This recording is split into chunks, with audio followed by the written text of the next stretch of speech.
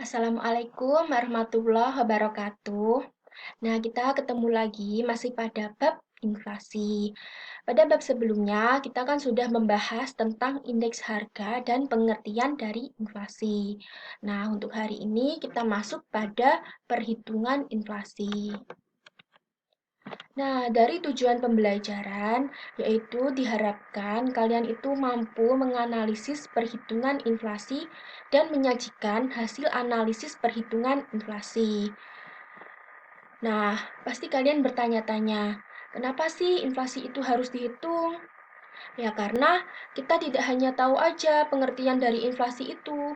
Lalu tiba-tiba di berita ada harga bahan pokok mengalami kenaikan karena gagal panen. Nah, di Indonesia lagi mengalami inflasi sedang berkisar 30%. Nah, kok bisa dikatakan 30%? 30%-nya itu dari mana? Nah, oleh karena itu kita perlu tahu bagaimana perhitungan dari inflasi itu sendiri agar kita tahu angka-angka itu didapat dari mana. Nah, sebelum kita ke perhitungan inflasi, kita bahas sedikit yaitu tentang indeks harga.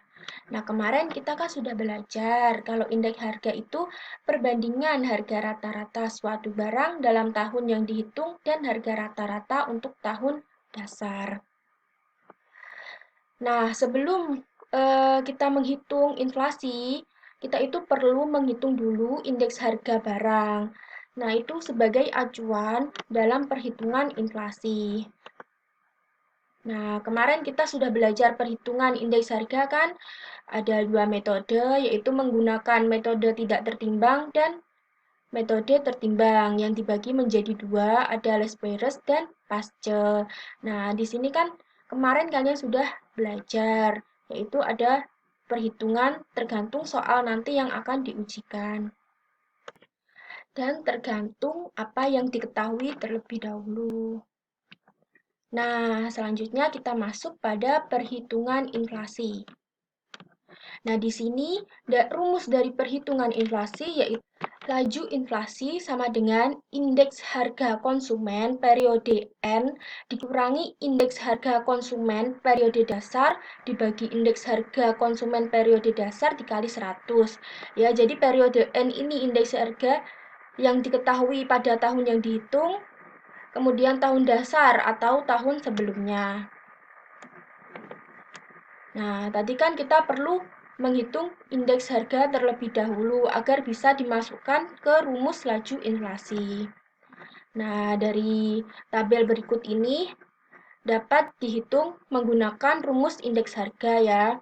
Jadi kita ketahui jawaban dari indeks harga 2018 adalah 110,69 dan indeks harga pada tahun 2019 yaitu 115,52. Nah, jadi hasil dari penjumlahan indeks harga ini dapat dimasukkan ke rumus laju inflasi. Ya, jadi kalau pertanyaan hitung laju inflasi 2009, maaf ini 19 ya. Jadi tinggal masukkan saja ke rumusnya 115, ini indeks harga 2019 dikurangi indeks harga pada periode dasar atau sebelumnya yaitu 2018 ada 110,69 dibagi dengan indeks harga periode dasar atau tahun sebelumnya yaitu sama 110,69 dan dikalikan 100.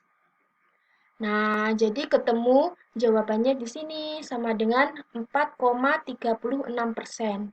Jadi laju inflasi pada tahun 2019 ada 4,36% dan ini termasuk inflasi yang sedang yaitu kurang dari 10%.